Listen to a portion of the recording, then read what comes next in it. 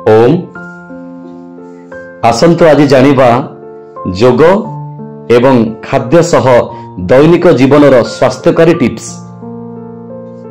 दैनिक जीवन रे स्वास्थ्य को उन्नत करने पाई जोग एवं सठिक खाद्य अत्यंत जरूरी। एठी आमे अवलंबन करुथुवा किछि सहज एवं प्रभावशाली पद्धति अछि। सकाळ उठी एई जोग अभ्यास कले दिनटी सुस्थ एवं शक्तिशाली होई पारे।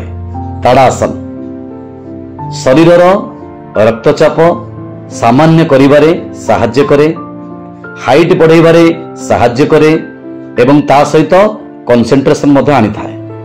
भ्रामरी प्राणायाम मन को शांत एवं सहज रखि थाए, रिकलिंग कैपेसिटी की मध्य बढ़ाई थाए। स्वास्थ्य को भल रखिबा पई एही खाद्य अभ्यास अवलंबन करंतु।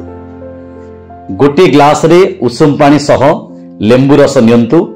यह द्वारा पाचन शक्ति को भल करे एवं टॉक्सिन दूर करि थाए।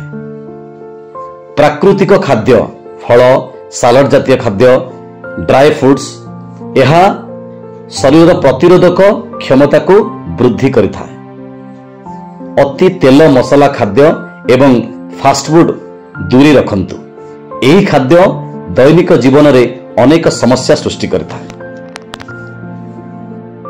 जदि एही सहज टिप्स दैनिक अभ्यास करिवे ताहाले शरीर और मन दुहे शक्तिशाली और सुस्थ रही पारिबे।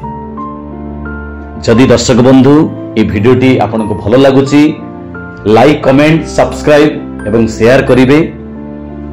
आदि योगा मिशन सहित जोड़ंतु, आम परिवार सहित जोड़ंतु, निजे सुस्थ रुहंतु एवं सुस्थता को समस्ते की बांटंतु।